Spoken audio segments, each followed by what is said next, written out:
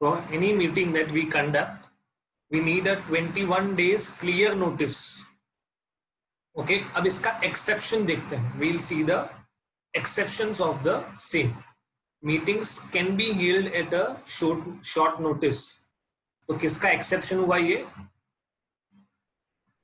Exception to 21 clear days. Okay. तो पहले ये लिखा हुआ है that general meetings need to be called by giving at least 21 days clear notice.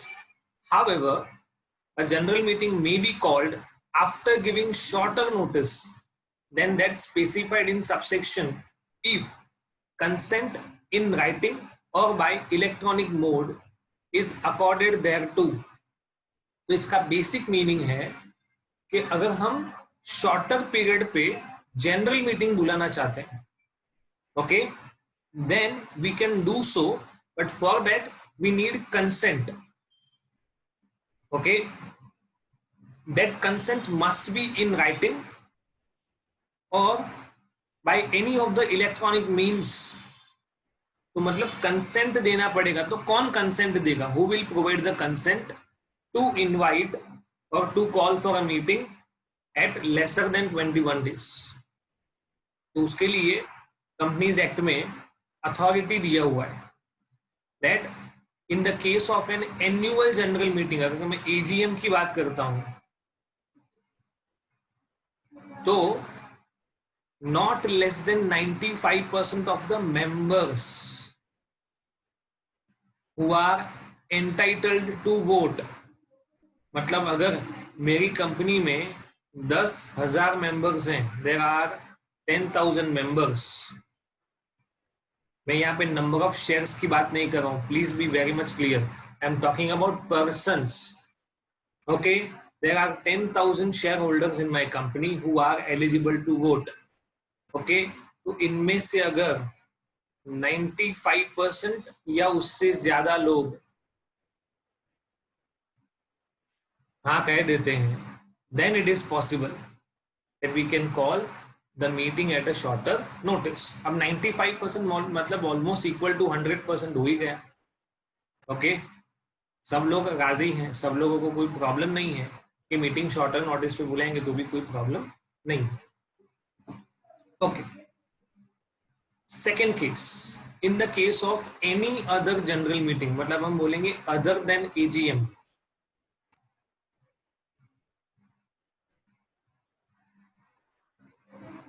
अगर इस केस में मुझे मीटिंग शॉर्टर पीरियड पे बुलाना है, I do not want to give a clear 21 days notice, then here 95% of share capital देखा जाएगा. अब इसमें और इसमें क्या डिफरेंस है? सपोज कंपनी के पास 10,000 मेंबर्स ही है, नंबर ऑफ मेंबर्स 10,000 ही है. ओके, और कंपनी का total capital is 10 lakh shares. The companies total capital is divided into 10 lakh shares. तो 10 लाख में से मिनिमम 95% शेयर्स जिसके पास होंगे, तो इसका 95% मीन्स 9,50,000 शेयर्स या उससे ज्यादा. तो समझो कि जो 10,000 मेंबर्स हैं, ओके, इसमें से 10 लोग ऐसे हैं, जस्ट 10%, ओके, या तो yes 10% are such who are having more than 95% shares. मतलब हमें नंबर ऑफ मेंबर्स नहीं देखना है, हमें क्या देखना है कि टोटल शेयर कैपिटल में से 95% या उससे ज्यादा शेयर कैपिटल जितने लोगों के पास है, वो लोग अगर हाँ बोल देते हैं, मतलब इस 10,000 में से सिर्फ अगर 10 लोग भी हाँ बोल देते हैं, तो भी आपका रेजोल्यूशन पास हो जाएगा और आप 21 डेज से कम टाइम पीरियड का नोटिस दे सकते हो. यहाँ पे हमें कंपलसरी 9,500 मेंबर्स का कंसेंट चाहिए था, यहाँ पे 10 लोगों का कंसेंट होगा तो भी चलेगा. पर कंडीशन क्या है कि जितने लोगों का भी कंसेंट हम ले रहे हैं उनके पास मिनिमम शेयर होल्डिंग कितना होना चाहिए, 95%। ओके, किसी को ये ना समझ में आया हो तो पूछो।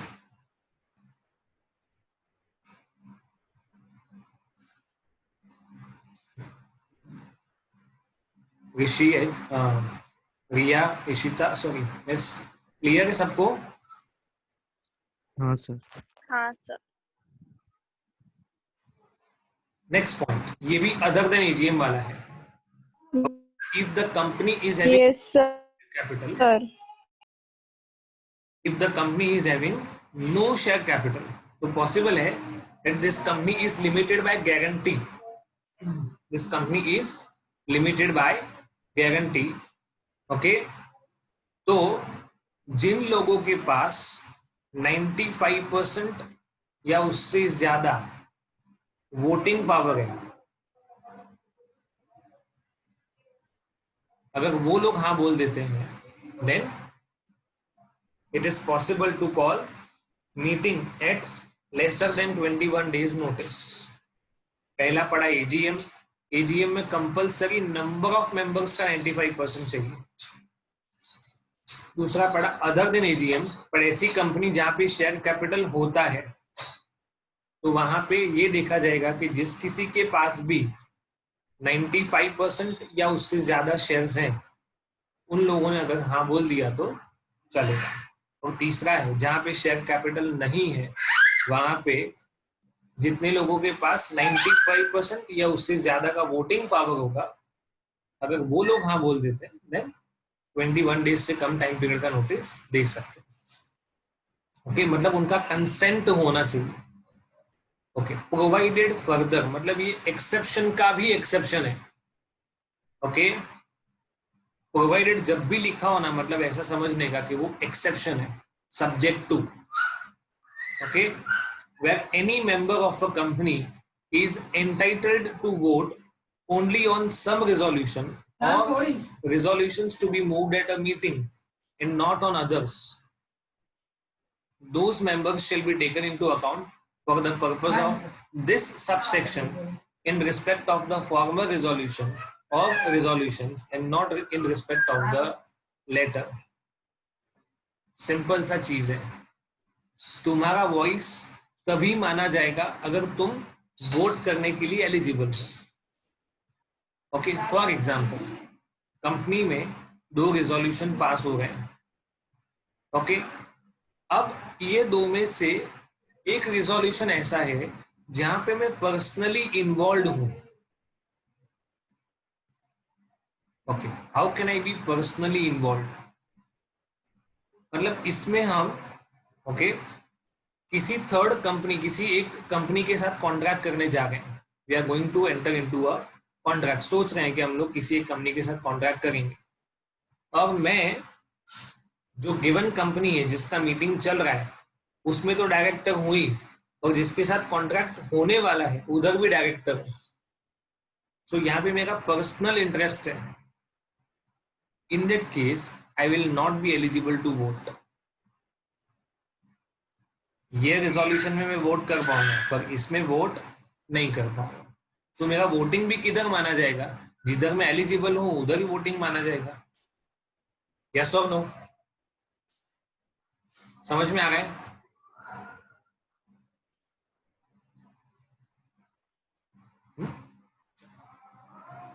नेक्स्ट, ये फॉर्मर और लेटर क्या लिखा हुआ है? ये पहला रिजोल्यूशन जहां पे मैं एलिजिबल हूं तो वो फॉर्मर हो गया, सेकंड में मैं एलिजिबल नहीं हूं तो वो लेटर हो गया। मतलब ये पहले वाला हो गया, बाद वाला, like that. Contents of the notice. Okay, अभी तक हम नोटिस के टाइम पीरियड की बात कर रहे थे। We were talking about the time period. इसमें 21 डेज वाला भी देखा और कहां पे उसका एक्सेप्शन होगा वो भी देखा। ओके, अब बात करेंगे कि नोटिस में होना क्या चाहिए। What should be there in the notice? It is quite simple. Day, date, time, venue and business. क्या बोलेंगे? Day, date, time, venue and what we are going to discuss. Day, date, time, venue and business to be transacted. Business to be transacted का simple meaning होगा agenda of the meeting. Clear है? हाँ sir. Okay, it must be issued on the authority of board of directors. Okay, एक example लेते हैं। आपके school में notice board पे आपने कभी कुछ पढ़ा होगा कि यहाँ पे मोबाइल लाना मना है, जो मोबाइल लेके आएगा उसके पास से मोबाइल ले लिया जाएगा, उसके पास से 500 रुपीज फाइन ले लिया जाएगा। ऐसे सब कुछ अलग अलग नोटिस, या कल छुट्टी है, ऐसा कुछ भी नोटिस लगा हुआ है। ओके, एंड उसमें लास्ट में लिखा होता है बाय ऑर्डर। ओके, अगर ध्यान हो आपको तो ये किसका ऑर्डर होगा? Principle of the school. ठीक है, इन अ सिमिलर मैनर जब भी कंपनी नोटिस भेजता है तो ये नोटिस भेजने का वो सब जो काम है वो कंपनी सेक्रेटरी का है, बट कंपनी सेक्रेटरी को मन में आएगा तब वो नोटिस नहीं बुला सकता है। Okay, it will be by order of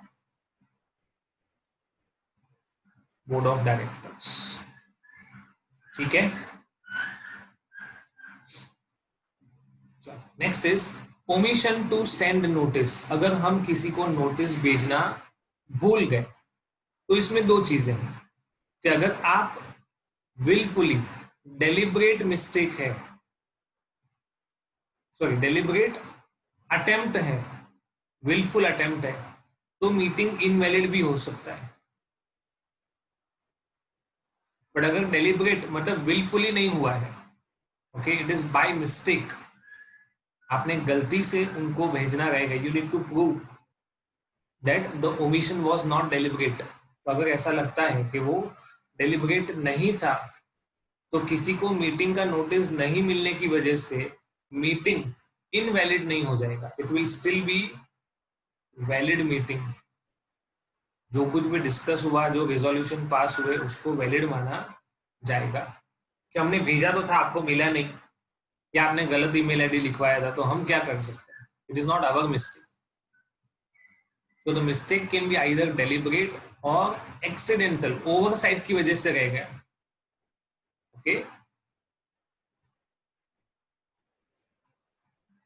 So, how is this section applicable to private companies? Okay? मतलब मीटिंग के नोटिस भेजने वाला जो सेक्शन है वो प्राइवेट कंपनीज को किस तरह से एप्लीकेबल है?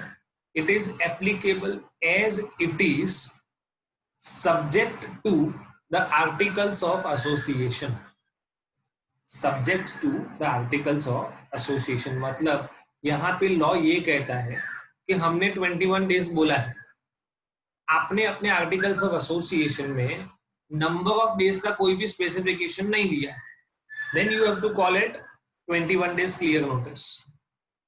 बट अगर आप मॉडिफाई करना चाहो और आपने कर दिया 14 डेज, क्योंकि हम प्राइवेट लिमिटेड कंपनी है, and we can call annual general meeting at a shorter notice, but वो कहाँ लिखना पड़ेगा?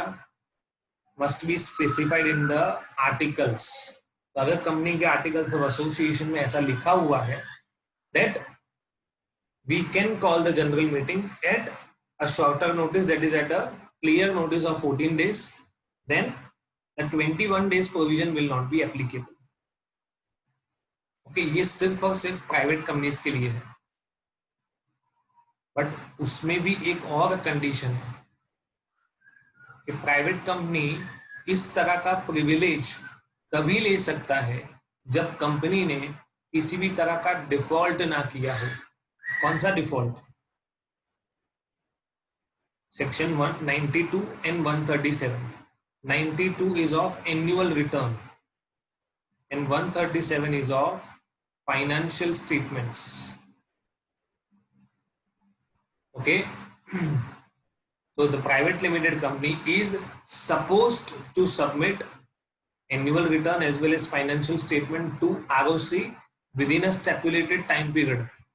अगर उसमें नहीं किया मतलब वो ऑफेंस हो जाएगा, और एक बार ये ऑफेंस किया तो आपको लेसर पीरियड का बेनिफिट नहीं मिलेगा। You will have to call the general meeting at a clear notice of 21 days only. यहां तक किसी को डाउट या डिफिकल्टी है तो पूछो. हर्ष खबर पड़े છે ને? हाँ सर, खाली આ વચ્ચેનું મતલબ નેટને લીધે રહી ગયું હતું, તમે સમજાવ્યું. Okay, I'll update this video will be there, so don't worry. Okay. Explanatory statement to be annexed, okay, to notice. Okay, section 102 of the Companies Act mentions that where any special business is to be transacted at the company's general meeting, then an explanatory statement should be annexed calling such general meeting, which must specify. Okay, अगर हम देखो ये ordinary business क्या होता है, special business क्या होता है, वो धीरे धीरे समझ में आएगा. ओके, बट अगर कोई स्पेसिफिक या स्पेशल नेचर का, मतलब जो हम हर बार करते हैं कि हम हमारा एनुअल रिपोर्ट रखते हैं, ऑडिट रिपोर्ट रखते हैं, है ना, ये सब नॉर्मल बातें.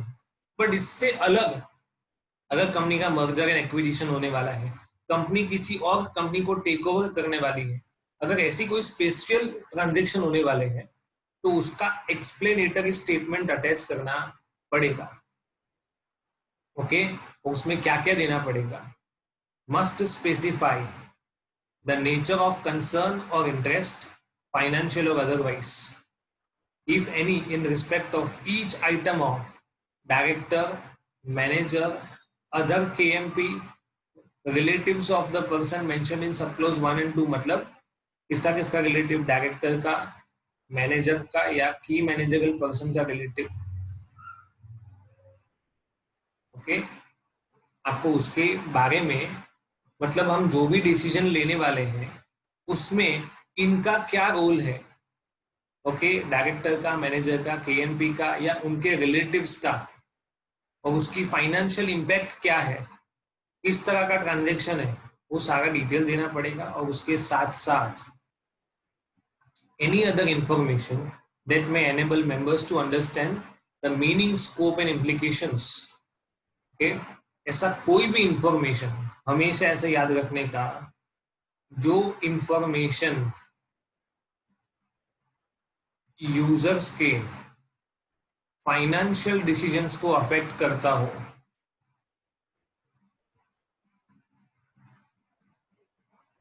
ओके, वैसा हर एक इंफॉर्मेशन सिग्निफिकेंट इंफॉर्मेशन होता है. सिग्निफिकेंट बोलेंगे या इंपॉर्टेंट बोलेंगे या तो material, any name can be used. और अगर इंफॉर्मेशन मटीरियल है तो उसको डिस्क्लोज करना कंपलसरी है. ओके, अब स्पेशल बिजनेस क्या होता है वो समझते हैं. What is an ordinary business and what is a special business. Okay, तो कंपनी में हर एक मीटिंग में दो तरह के बिजनेसेस होते हैं. One is an ordinary business and other is a special business. So what is included in the ordinary business? Ordinary business को अगर हम सिंपल चीज में समझेंगे तो जो हम हर साल करते हैं, ओके, कॉमन प्रोसेस है, which is done every year. हर एक एनुअल जनरल मीटिंग में ये तो होता ही है. सो व्हाट हैपेंस, हम हमारे फाइनेंशियल स्टेटमेंट के बारे में बात करते हैं, बोर्ड रिपोर्ट के बारे में बात करते हैं, ऑडिटर्स रिपोर्ट के बारे में बात करते हैं. कौन सा report? One is a financial statement, है ना, इसके लिए तो सबको बुलाया है. डायरेक्टर्स रिपोर्ट, ऑडिटर्स रिपोर्ट, है ना, ये ऑर्डिनरी है. चलो, डिक्लेरेशन ऑफ डिविडेंड, ये ऑर्डिनरी है. अपॉइंटमेंट ऑफ डायरेक्टर्स, ये CA फाइनल में आएगा तो पता चलेगा.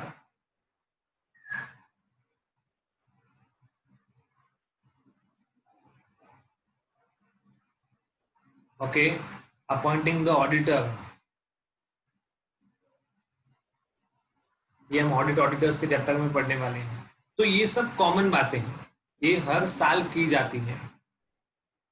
ओके, और इसको छोड़ के जो भी होगा इस 4 बिजनेसेस को छोड़ के, है ना, फाइनेंशियल स्टेटमेंट की बात, डिविडेंड की बात, डायरेक्टर्स की बात, और डायरेक्टर्स में भी स्पेसिफिक क्या है, मैंने क्यों ये वर्ड लिखा है, अपॉइंटमेंट।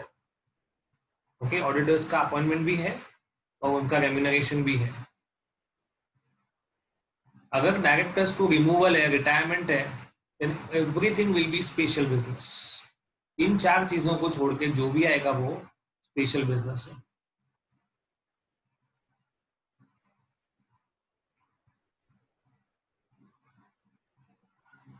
ओके, प्रोविजो, प्रोविजो का मतलब प्रोवाइडेड।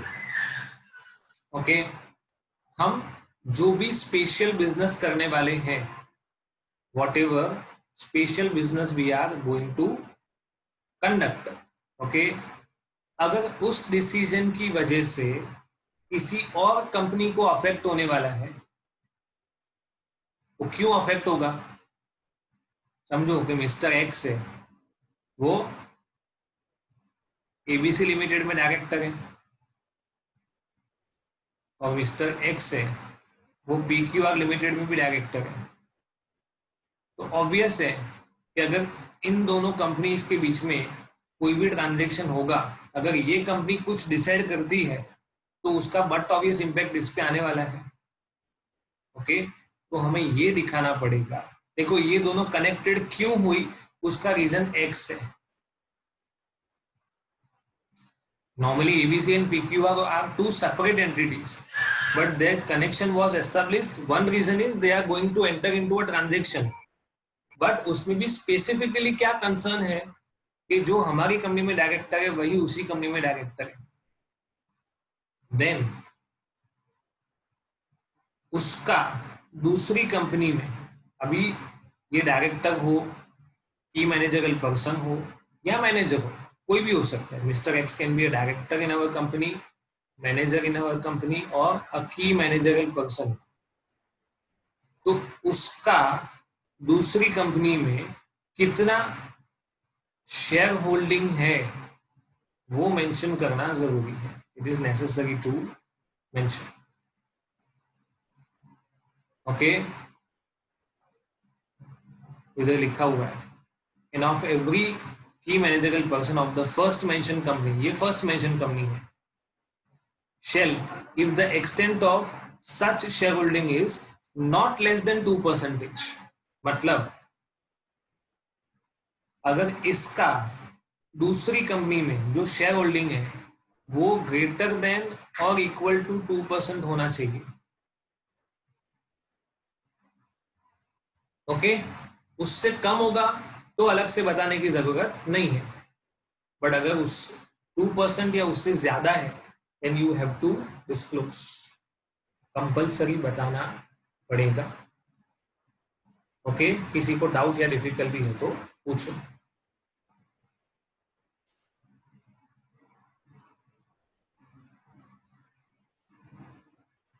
अभी रिसेंट केसेस ऐसा हुआ था कि ये जो चाइना में से वायरस और इसकी सब बातें निकली, और उसमें ऐसा माना जाता था कि चाइना ने ये कॉन्स्पिरेसी किया है और उन्होंने इंडियन कंपनीज में अपना इन्वेस्टमेंट बढ़ाने के लिए ये सब काम किया है। और उसमें एक ऐसा न्यूज आया था कि चाइना की जो बैंक है, People's Bank of China, okay, उन्होंने इंडिया में HDFC बैंक में 1% शेयर खरीद लिया। ओके, तो काफी सारे लोगों ने उसको बहुत चलाया। ओके, बट वो बाहर क्यों आया, वाई इट वॉज रिफ्लेक्टेड, उसका रीजन ये है कि चाइनीज कंपनीज के पास ऑलरेडी, मतलब कोरोना वायरस से पहले भी HDFC बैंक के शेयर तो थे ही, 0.7% शेयर थे। ओके, उन्होंने क्या किया, अपना शेयर होल्डिंग बढ़ाया और 1% किया। अब रूल ये है कि अगर कोई भी FDI 1% हो जाता है तो आपको सेबी को बताना पड़ता है। उससे कम होगा तो प्रॉब्लम नहीं है, but the moment it reaches to 1% of total share holding you will have to inform, filing करना पड़ेगा सेबी के पास। तो लोगों को लगा कि अभी अभी चाइना ने 1% इन्वेस्टमेंट किया. It is not so. 0.7% investment तो पहले से था, अभी सिर्फ उसको अप टू 1% किया है. तो ऐसे बहुत सारे प्रोविजंस हैं जहां पे आपको आपके परसेंटेज ऑफ शेयर होल्डिंग के बेसिस पे से डिस्क्लोजर करना बहुत इंपॉर्टेंट. ओके, कुछ डाउट या डिफिकल्टी हो तो प्लीज पूछो. Next topic. Now we are studying everything about special business. Okay, bear in mind, अगर उस स्पेशल बिजनेस में हम किसी भी डॉक्यूमेंट की बात करें, we are referring to any document, then it must be open for inspection. जो भी डॉक्यूमेंट की हम लोग बात कर रहे हैं, it must be open for inspection. तो आपको बताना पड़ेगा कि अगर मैं कोई भी डॉक्यूमेंट की बात कर रहा हूँ, कोई भी डॉक्यूमेंट को रेफर कर रहा हूँ in the meeting, then at what time and at which place it can be inspected. अगर किसी को वो डॉक्यूमेंट देखना है तो वो कौन से समय पे और कौन सी जगह पे वो डॉक्यूमेंट को चेक कर सकता है, वो भी आपको एक्सप्लेनेटरी स्टेटमेंट में देना पड़ेगा.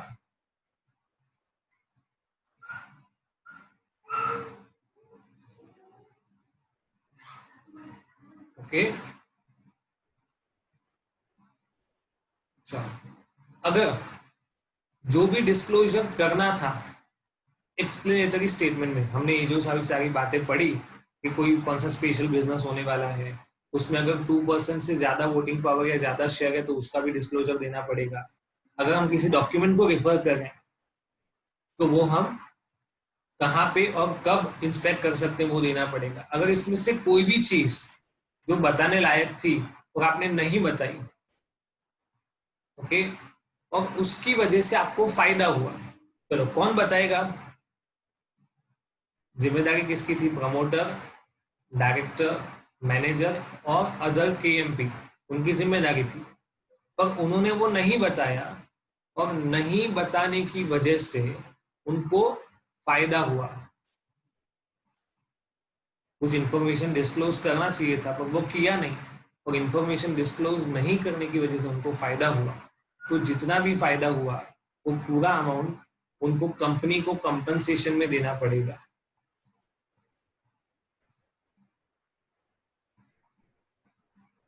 ओके, वो फायदा उनको खुद को हुआ हो या उनके रिलेटिव्स को हुआ हो, entire amount would be compensated by that person to the company.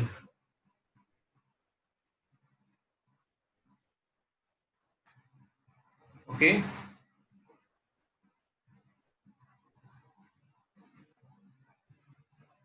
अब वो वही लिखा हुआ है, ये जो है ना 102 है उसका ये सबसेक्शन 4 है.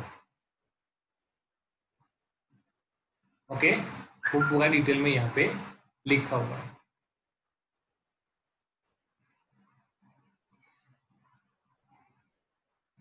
Okay, shell hold such benefit in trust for the company, मतलब वो पैसा उसको कंपनी के बिहाफ पे संभाल के रखना पड़ेगा और be liable to compensate to the extent of benefit received.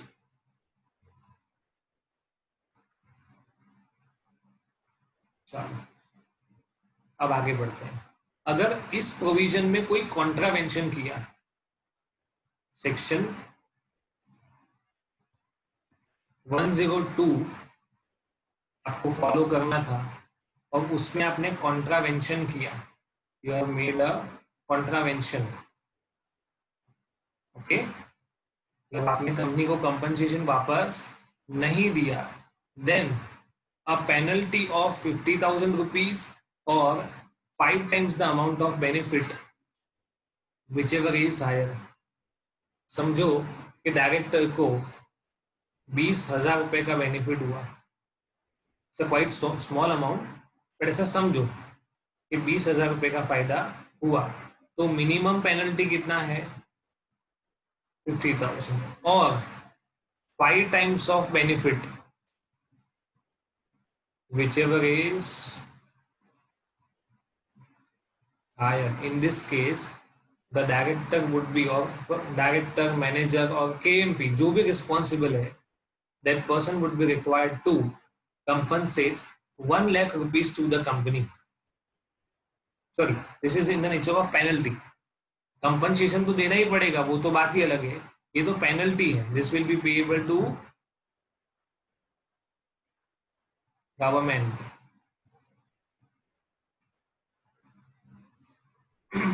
Okay, अब वही चीज प्राइवेट कंपनी को कैसे एप्लीकेबल होगा? जैसा ऊपर पड़ा था नोटिस के लिए, ऐसा सेम चीज यहाँ पे है कि प्राइवेट कंपनी अपने हिसाब से इसमें मॉडिफिकेशन कर सकता है.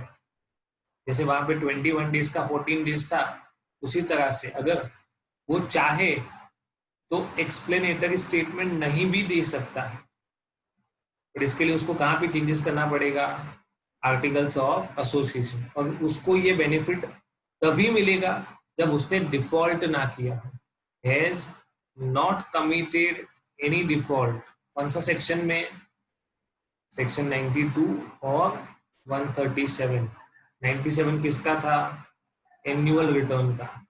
137 किसका था? फाइनेंशियल स्टेटमेंट्स का. कल एक फॉर्मेट समझाया था, याद हो तो?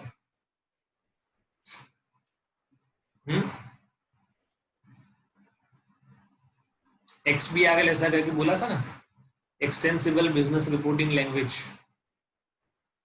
याद है सबको?